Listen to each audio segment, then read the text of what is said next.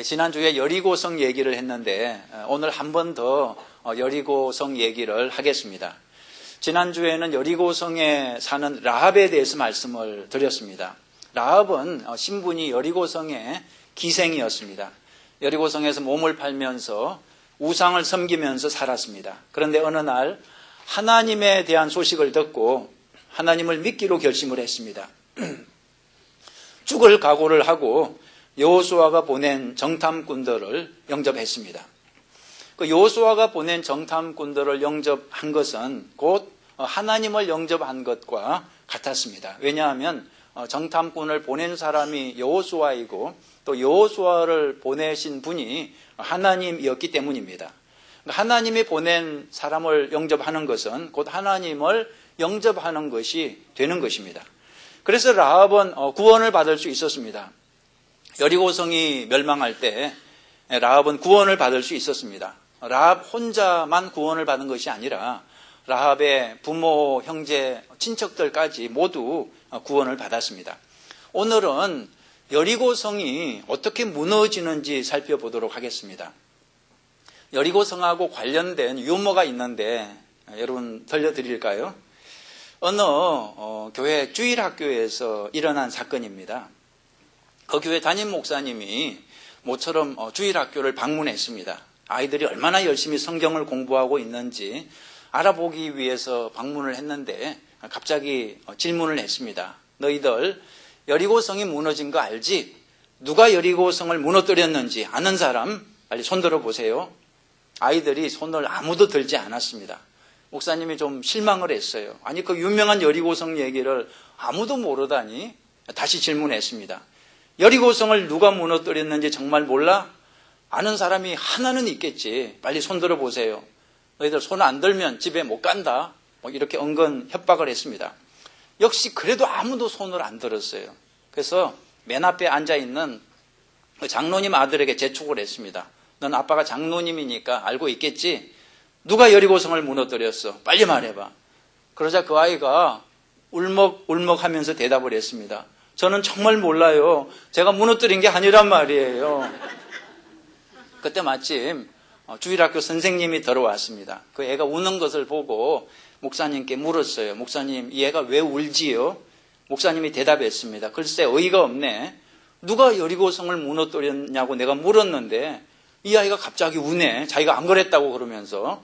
그래서 선생님이 그 아이를 감싸면서 이렇게 대답했습니다. 목사님, 얘는 거짓말을 할 애가 아닙니다. 아마 다른 아이가 그랬을 겁니다.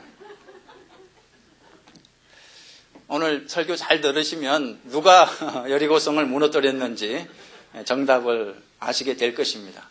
자, 1번 보시죠. 1번. 여리고성은 어떤 성인가? 여리고성은 어떤 성인가? 첫째, 역사가 깊은 도시입니다. 여리고는 지구상에서 제일 오래된 도시 중에 하나입니다. 이스라엘 백성이 그 여리고성을 점령한 것은 BC 1400년경이었습니다.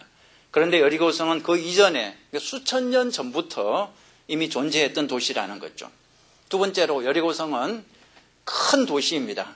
여리고가 큰 도시로 발전한 데는 이유가 있었습니다. 물 때문이었습니다. 여리고는 마치 사막의 오아시스 같은 곳이었습니다. 물이 풍부했습니다. 그래서 각종 식물들이 무성하게 자랐습니다. 그래서 일찍부터 사람들이 몰려들었고 도시가 발전을 했습니다. 세 번째로 여리고성은 타락한 도시였습니다. 도시가 발달하다 보니까 사람들이 타락을 했습니다. 그 소돔과 고모라 성처럼 타락을 했어요. 온갖 우상을 숭배하고 성적으로 문란한 생활을 했습니다. 하나님은 타락한 도시를 반드시 심판하십니다. 소돔과 고모라 성을 심판하셨던 것처럼 이제 여리고성도 심판을 하시는 거죠.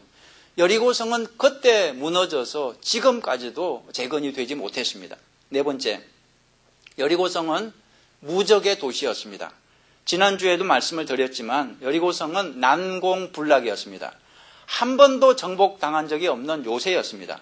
그 고고학자들이 조사한 바에 의하면 성벽이 그 이중으로 되어 있었다고 그래요. 바깥 외벽이 있고 또 안에 내벽이 있는데 외벽은 두께가 2m라고 그럽니다.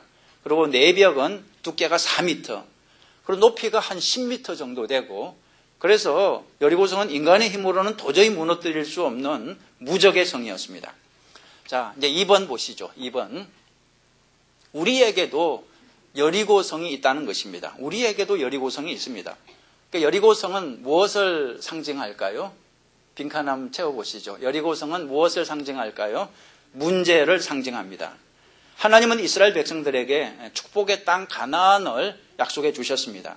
그런데 가나안으로 들어가는 길목에 여리고성이 딱 버티고 있는 거죠. 여리고성을 통과해야만이 가나안 땅에 들어갈 수 있는데 여리고성이 앞을 가로막고 길을 열어주지 않는 것입니다.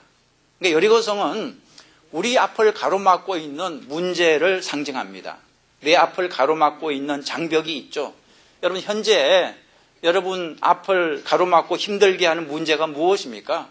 뭐 사업의 문제가 될 수도 있고 자녀의 문제가 될 수도 있고 나를 힘들게 하는 그 문제가 바로 여리고성에 해당하는 것입니다. 살다 보면 우리가 수많은 여리고성을 만나게 되는 거죠. 아직 만나지 않으신 분은 기대하십시오. 이제 조만간 만나게 될 것입니다. 세 번째로 여리고성을 어떻게 정복할 수 있을까? 이것이 오늘 설교 핵심입니다.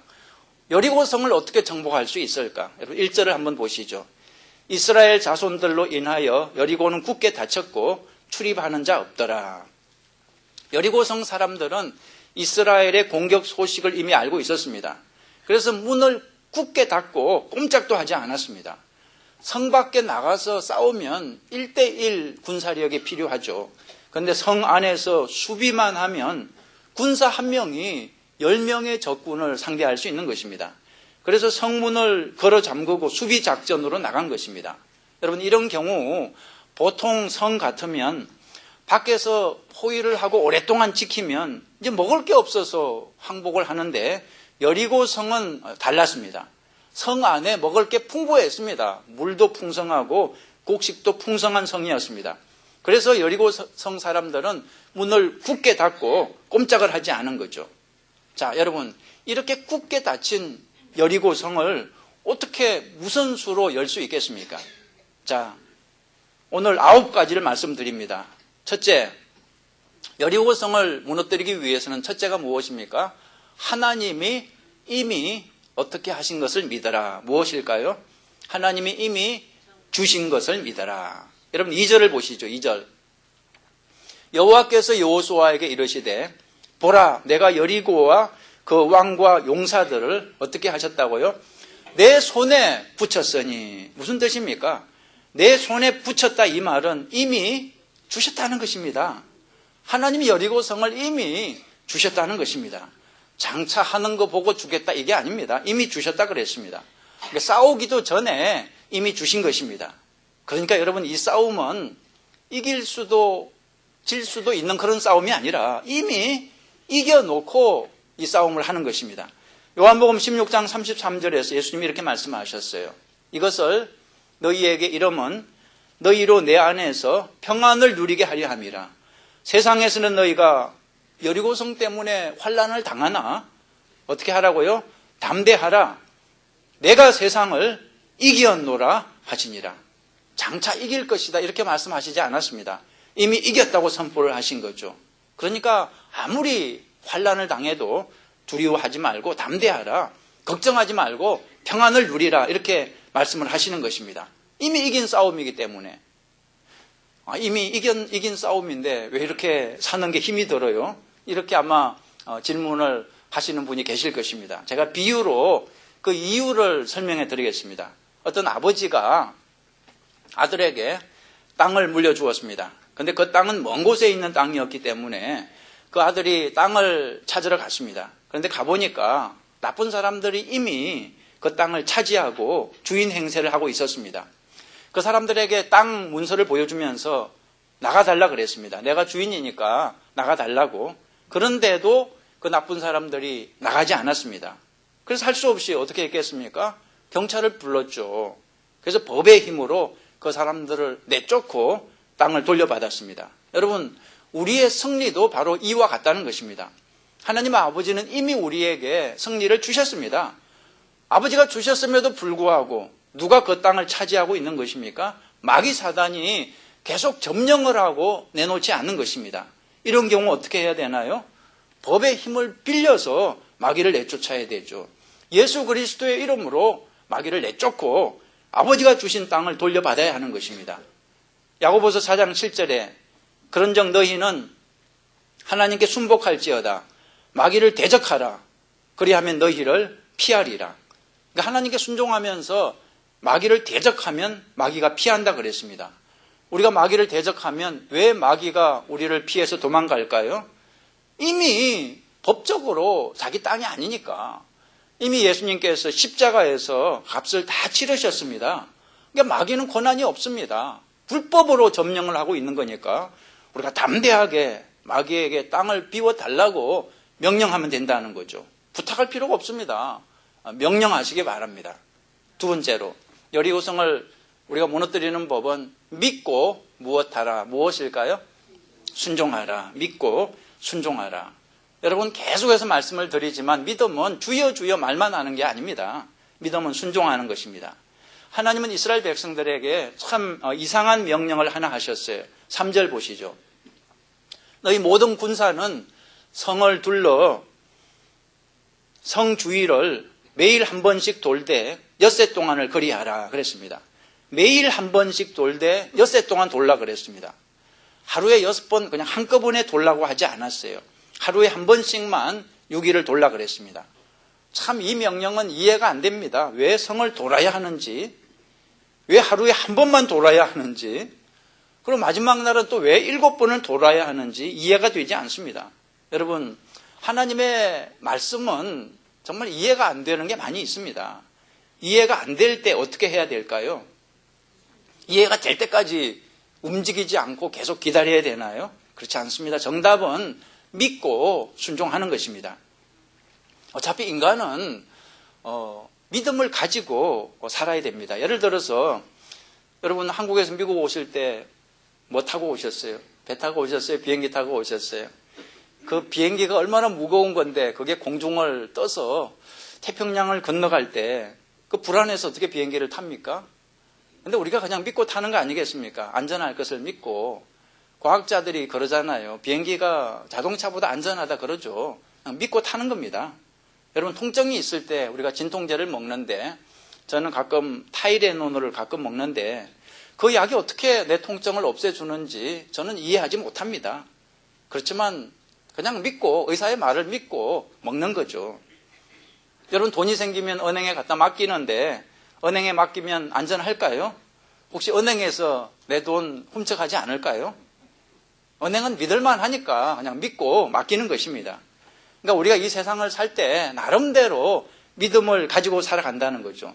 그렇다고 모든 것을 다 믿을 수는 없으니까 우리가 무엇을 믿을지 신중하게 검토를 해야 하는데 여러분 이 세상에서 가장 믿을 수 있는 분이 누구겠습니까?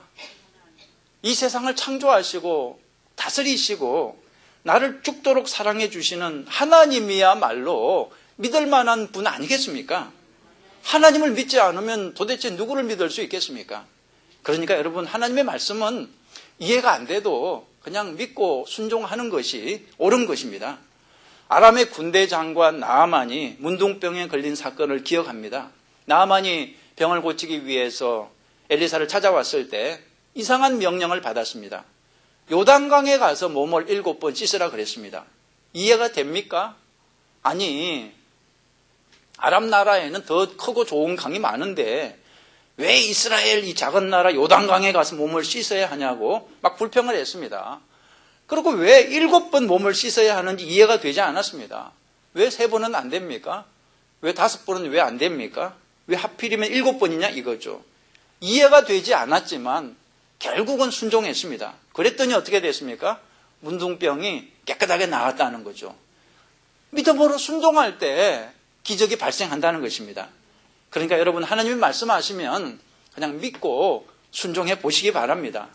내 머리로 이해가 안 된다고 거부하지 말고 그냥 믿음으로 순종해 보십시오. 그러면 여리고성이 열리는 기적을 보게 된다는 것입니다. 히브리서 11장 30절에 보면 이스라엘이 믿음으로 믿음으로 7일 동안 여리고를 두루 다니며 성이 무너졌다. 이렇게 기록하고 있습니다. 믿음으로 순종할 때 여리고 성이 무너지는 것입니다. 자, 세 번째, 여리고 성을 무너뜨리는 법은 세 번째는 지도자가 무엇을 설합니다. 무엇일까요? 지도자가 앞장을 서라. 4절 보시죠. 4절. 제사장 7은 7 양각 나팔을 잡고 언약궤 앞에서 행할 것이요. 제7일에는 성을 7번 돌며 제사장들은 나팔을 불 것이며, 제사장은 언약궤 앞에서 돌라 그랬습니다. 그 요단강을 건널 때도 제사장은 앞장을 섰습니다. 이번에 여리고 성을 돌 때도 앞장을 서라 그랬습니다. 그러니까 하나님의 지도자는 항상 앞장을 서야 한다는 사실을 알 수 있습니다. 뒤에서 명령만 하는 사람은 지도자가 아닙니다. 뒤에서 총 들고 돌격, 앞으로 돌격 안 하면 죽인다. 이건 독재자고 공산당이죠. 앞에서 나를 따르라 말하는 사람이 지도자입니다. 그죠? 예수님은 십자가를 지고 앞서 가시면서 나를 따르라고 말씀하셨습니다. 요한복음 10장 4절 보세요. 목자가 앞서 가면 양들은 뒤따라 간다 그랬습니다. 지도자가 앞서 가면서 본을 보일 때 여리고성이 열린다는 것입니다. 자, 네 번째, 여리고성을 무너뜨리는 법은 무엇과 무엇으로 나아가라 그랬습니다. 무엇일까요? 말씀과 찬양과 기도로 나아가라. 제사장은 언약궤 앞에서 앞장을 설 뿐 아니라 나팔을 불라 그랬습니다. 보통 때는 나팔을 짧게 불면서 한 번씩 돌고, 제7일에는 성을 7번 돌고 제사장이 나팔을 길게 불라 했습니다. 그리고 이스라엘 백성들은 크게 함성을 외치라 그랬습니다. 이스라엘이 부는 나팔은 대개 전통적으로 두 종류가 있습니다. 하나는 언나팔입니다. 하나는 양각나팔입니다. 언나팔은 전쟁할 때 부는 것이고, 양각나팔은 어떤 의식을 진행할 때 불었습니다. 오늘 하나님이 명령하시는 것은 양각나팔을 불라 그랬습니다. 그러니까 하나님은 이스라엘에게 지금 창과 칼을 들고 전쟁하라는 것이 아닙니다. 언약궤의 말씀과 또 나팔 소리, 찬양과 성도들의 함성, 기도를 명령하신 것입니다. 다시 말해서 하나님은 예배를 명령하신 거예요. 여러분, 예배의 기본 요소가 무엇과 무엇이라고요? 말씀과 찬양과 기도라 그랬습니다. 여러분, 앞을 가로막고 있는 여리고성을 정복할 때 이 원리를 꼭 기억하시기 바랍니다. 예배를 잘 드려야 됩니다. 그저 바쁘게 24시간 뛰어다닌다고 승리하는 게 아닙니다. 밤을 새워 노력한다고 여리고성이 무너지는 게 아닙니다. 너희는 먼저 그의 나라와 의를 구하라 그랬습니다. 먼저 예배를 잘 드려야 됩니다. 여러분, 예배는 영적 전쟁입니다. 말씀과 찬양과 기도로 나아갈 때 그 불가능에 여리고성이 무너지게 된다는 것입니다. 다섯 번째, 여리고성을 무너뜨리는 법. 다섯 번째는 무엇하라. 무엇일까요? 침묵입니다. 침묵하라. 10절 보시면 여호수아가 백성에게 명하여 가로되 너희는 외치지 말며 너희 음성을 들내지 말며 너희 입에서 아무 말도 내지 말라. 그리하다가 내가 너희에게 명하여 외치라 하면 그날에 외칠지니라 하고. 여러분, 외치는 것도 중요하지만 침묵하는 것도 중요합니다. 외칠 때가 있고 또 침묵할 때가 있는 것입니다. 나중에는 외치라고 말씀하시죠. 근데 지금은 침묵하라고 말씀하십니다. 지금은 아무 소리도 내지 말라 그랬습니다. 여러분, 기도할 때 어떻게 해야 될까요? 소리 내서 해야 될까요? 아니면 조용히 해야 될까요? 둘 다 해야 됩니다. 때로는 부르짖어 기도하고 때로는 침묵하면서 기도해야 됩니다.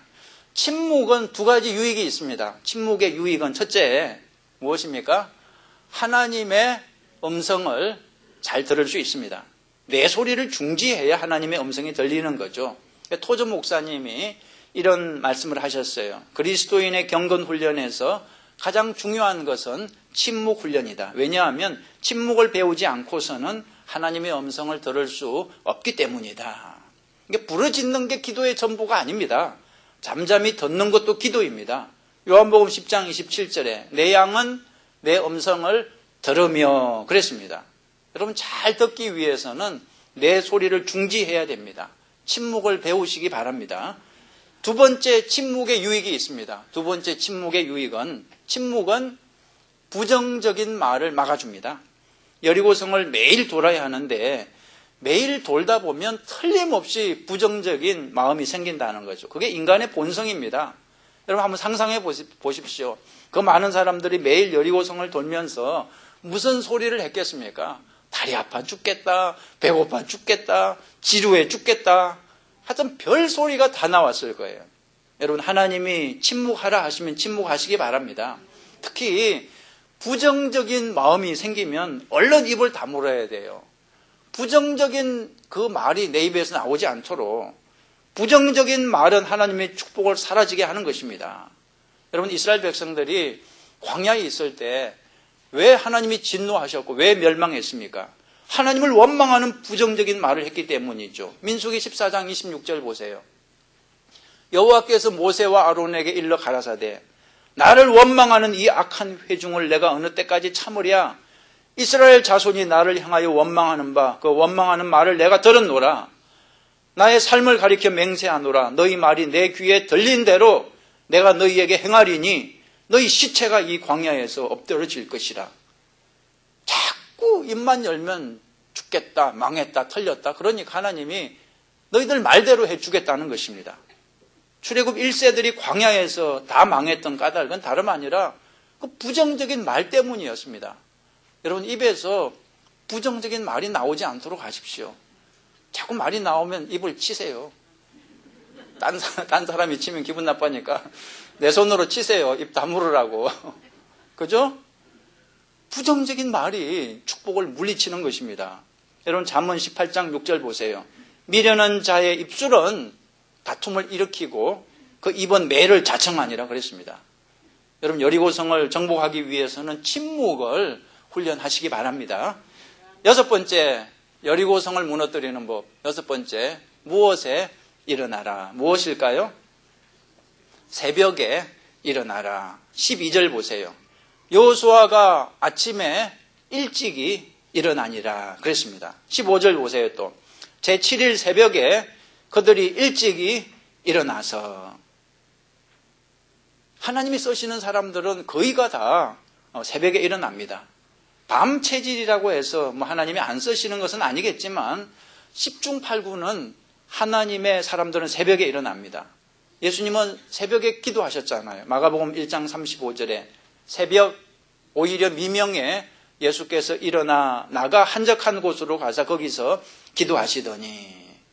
그리고 여러분 하나님은 이 새벽에 돕는 것을 좋아하세요. 시편 46편 5절을 보시면 이 구절 한번 읽어볼까요? 같이 시작. 새벽에 하나님이 도우시리로다. 그죠? 여러분 이스라엘 백성들이 애굽을 탈출할 때 홍해 바다를 만나서 진퇴양난 위기를 만났습니다. 앞에는 시퍼런 홍해 바다고 뒤에는 애굽 군대가 뒤쫓아오고 있었습니다. 그때 하나님이 홍해 바다를 갈라주셨는데 그때도 새벽이었습니다. 그리고 예수님이 죽음을 이기고 부활하신 것도 새벽이었습니다. 여러분 기적은 새벽에 주로 일어난다는 것을 기억하시기 바랍니다. 기적이 새벽에 일어난다면 나도 새벽에 일어나야 마땅하지 않겠습니까? 새벽에 일어나서 기도로 하루를 시작하는 사람은 결코 실패하지 않을 것입니다. 우리 옆에 분하고 인사 한번 하죠. 우리가 새벽에 일어나 기도합시다. 인사 한번 하죠. 새벽에 일어나 기도합시다. 일곱 번째입니다. 일곱 번째. 여리고성을 무너뜨리는 법. 일곱 번째. 무엇까지 순종하라. 무엇일까요? 한자입니다. 한자. 끝까지 순종하라. 여러분 13절을 보시면 일곱 제사장은 일곱 양각 나팔을 잡고 여호와의 궤 앞에서 계속 진행하며 나팔을 불고 무장한 자들은 그 앞에 행하며 후군은 여호와의 궤 뒤에 행하고 제사장들은 나팔을 불며 행하니라. 14절 그 제2일에도 성을 한번 돌고 진에 돌아오니라. 엿새 동안을 이같이 행하니라. 엿새 동안 변함없이 이 일을 반복했습니다. 제사장들이 나팔 불면서 앞장서고 백성들은 뒤에서 조용히 따라가고 6일을 쉬지 않고 반복했습니다. 그러나 아무 기적도 발생하지 않았습니다. 그런데 여러분 마지막 날 일곱 번째 날 기적이 발생했습니다. 마지막 날은 7바퀴를 돌라 말씀하셨는데 여기에 중요한 의미가 있습니다. 여러분 성경에서 7이라는 숫자는 완전수를 의미합니다. 7바퀴 도는 것은 완전한 순종을 의미하는 것입니다. 7바퀴 돌 수 있는 사람은 100바퀴라도 돌 수 있는 것입니다. 7바퀴 돌 수 있는 사람은 어떤 명령도 순종할 수 있는 것입니다. 여러분 하나님의 기적은 처음에 잘 발생하지 않습니다. 중간에도 잘 발생하지 않습니다. 끝까지 순종할 때 기적이 일어난다는 거죠. 여러분 예를 들어서 그 헤롯 왕이 베드로를 죽이려 할 때 예루살렘 교회 성도들이 기도했잖아요. 하루를 기도해도 석방되지 않았습니다. 이틀을 기도해도 석방되지 않았습니다. 그런데 이제 내일이면 베드로가 사형당하는 날인데 오늘 밤에 기적이 일어나서 베드로가 풀려난 것입니다. 사도행전 12장 5절 보세요. 이에 베드로는 옥에 갇혔고 교회는 그를 위하여 간절히 하나님께 기도하더라. 헤롯이 잡아내려고 하는, 죽이려고 하는 그 전날 밤에 베드로가 두 군인 틈에서 두 쇠사슬에 매여 누워 자는데 파수꾼들이 문 밖에서 옥을 지키더니 호련히 주의 사자가 나타나매 옥중에 광채가 빛나며 또 베드로의 옆구리를 쳐 깨워 이르되 급히 일어나라 하니 쇠사슬이 그 손에서 벗어지더라 그랬습니다. 하나님은 참 아슬아슬한 걸 좋아하시는 것 같아요. 끝까지 순종할 때 여리고 성이 열린다는 거죠.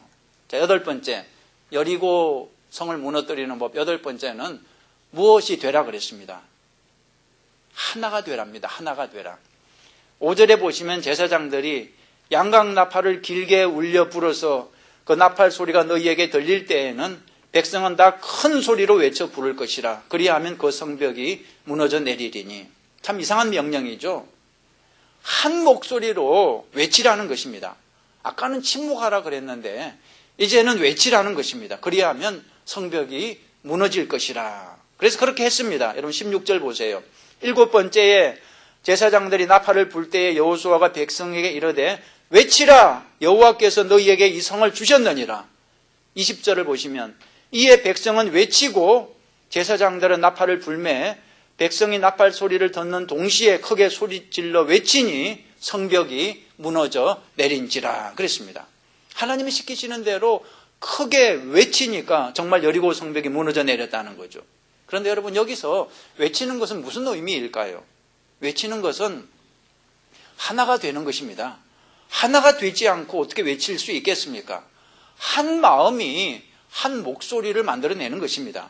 우리가 하나 되어서 외칠 때, 다시 말해서 합심해서 기도할 때 우리 앞에 있는 여리고성이 무너지는 것입니다. 여러분 기도하실 때 혼자서 기도하는 것도 좋습니다.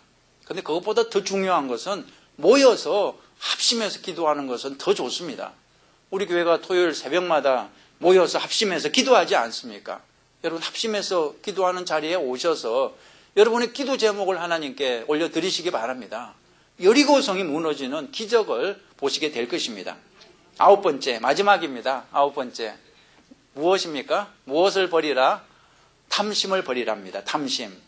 여리고성은 무너졌지만 영적 전쟁은 아직 끝나지 않았습니다. 하나님이 중요한 명령을 하나 더 하셨습니다. 19절을 보시죠. 19절 보시면 19절을 보시죠. 은, 금과 동철 기구들은 다 여호와께 구별될 것이니 그것을 여호와의 곳간에 드릴지니라. 그리고 21절을 보시면 성 중에 있는 것을 다 멸하되 남녀 노유와 우양과 나귀를 칼날로 멸하니라. 여러분 영적인 전쟁을 할 때 중요한 원리 하나를 여기서 배울 수 있습니다. 절대로 욕심을 부려서는 안 된다는 것입니다. 욕심은 사탄에게 마치 뒷문을 열어주는 것과 같습니다. 욕심이 있는 곳에 사탄은 반드시 틈을 탄다는 거죠. 야고보서 1장 15절을 보시면 욕심이 잉태한 적 죄를 낳고 죄가 장성한 적 사망을 낳느니라 그랬습니다. 여리고성을 점령할 때 이스라엘 백성들은 성에서 어떤 재물도 취하지 말라 그랬습니다. 어떤 짐승도 취하지 말라 그랬습니다. 여리고성에 있는 모든 것들은 다 멸하라 그랬습니다. 철저하게 욕심을 버리라는 거죠. 여러분 고고학자들이 여리고성을 발굴해 보니까 성 안에 많은 곡식들이 그대로 남아있는 것을 발견했습니다. 보통의 경우 성을 정복하면 곡식을 다 탈취하는데 이스라엘 백성들은 여리고 성에 있는 것들을 하나도 손대지 않았다는 거죠. 말씀을 마치겠습니다. 여러분, 제가 오늘 두 가지만 부탁을 드리고 말씀을 마치겠습니다. 첫째는 여리고 성을 겁내지 말라는 것입니다. 여러분 앞에 있는 여리고 성을 두려워하지 마십시오. 그게 여러분 앞을 가로막고 있다고 해서, 굳게 닫혀 있다고 해서 난공불락 불가능한 성이다, 포기하지 말라는 것입니다. 왜 포기하지 말아야 됩니까? 하나님이 이미 주셨습니다. 믿음으로 받으시기 바랍니다. 하나님이 이미 주셨습니다. 고고학자들이 여리고성을 발굴했는데 성이 무너진 방향이 성 안쪽으로 무너진 것이 아니라 성 바깥으로 무너졌다고 그래요. 발굴을 해보니까. 사람이 공격을 해서 무너지면 당연히 성 안쪽으로 무너지는 거죠. 그런데 이것이 저절로 하나님이 무너지게 하셨기 때문에 성 바깥으로 무너져가지고 이스라엘 백성들은 그 무너진 성이 이렇게 계단을 이루어서 그걸 그대로 밟고 건너서 성 안으로 들어갔다는 것입니다. 여러분, 여리고성은 불가능한 성이 아닙니다. 하나님이 명령하시면 평지처럼 걸어서 그 성을 넘어갈 수 있는 것입니다. 우리가 할 일은 하나님을 믿고 순종하는 것입니다. 하나님이 7번 돌라고 말씀하시면 7번 돌아야 됩니다. 2번만 돌고 3번만 돌고 멈추면 안 됩니다. 7번까지. 7번을 돌면 어떤 성이라도 무너뜨릴 수 있다는 거죠. 7번은 완전한 순종을 상징한다 그랬습니다. 완전한 순종으로 여러분 앞에 있는 여러분의 여리고성을 다 정복하시기를 주님의 이름으로 축원합니다. 두 번째로, 여러분 여리고성의 심판을 남의 일로 생각하면 안 됩니다. 나하고 상관없다고 생각하면 안 됩니다. 여리고성을 심판하신 그 하나님이 장차 우리가 살고 있는 이 지구성도 심판하실 것입니다. 여리고성이 타락하여 심판을 받았듯이 이 지구성도 이미 타락했기 때문에 심판을 받을 것입니다. 하나님이 심판하실 때 이 지구성에서 누가 살아남을 수 있겠습니까? 오늘 성경에서 여리고성을 심판하실 때 그 성 안에 있던 사람 중에 누가 살아남았습니까? 25절 보시면 여호수아가 기생 라합과 그 아비의 가족과 그에게 속한 모든 것을 살렸으므로 그가 오늘날까지 이스라엘 중에 거하였으니 이는 여호수아가 여리고를 탐지하려고 보낸 사자를 숨겼음이었더라. 오직 라합과 그 가족만이 살아남았습니다. 살아남은 이유가 무엇입니까? 하나님이 보낸 사람을 영접했기 때문에, 하나님을 영접했기 때문에, 그리고 약속을 받았기 때문입니다. 어떤 약속입니까? 구원의 약속. 하나님을 영접한 라합에게 구원의 약속을 주셨습니다. 라합의 집에 붉은 줄을 걸어놓으면 그걸 보고 심판을 면해 주겠다고 약속을 했습니다. 장차 하나님이 지구를 심판하실 때 살아남을 수 있는 사람은 오직 약속을 받은 사람들 뿐입니다. 어떤 약속입니까? 로마서 10장에 보니까 누구든지 주의 이름을 부르는 자는 구원을 얻으리라.